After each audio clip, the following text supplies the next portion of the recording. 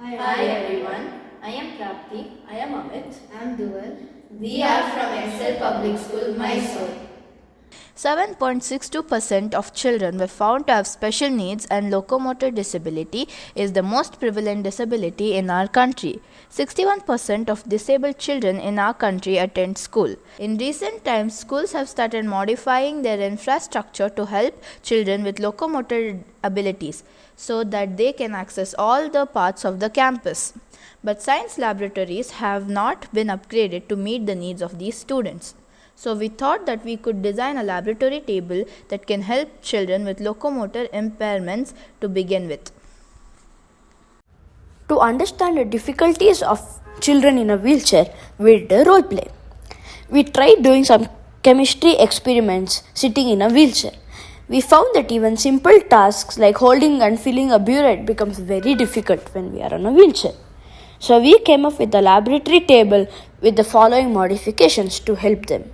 Our table has 3 work areas, each of them placed at 120 degrees angle to ensure the maximum accessibility and also more space to move away in case of spillage.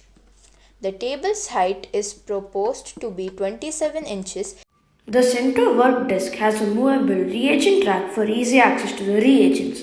The sink is placed close to the user so that he or she does not need to move every time to dispose chemical solutions or rinse the apparatus. The sink is customized with a lid that can be kept closed if not in use. The table also has a rotatable and slidable apparatus stand next to the sink.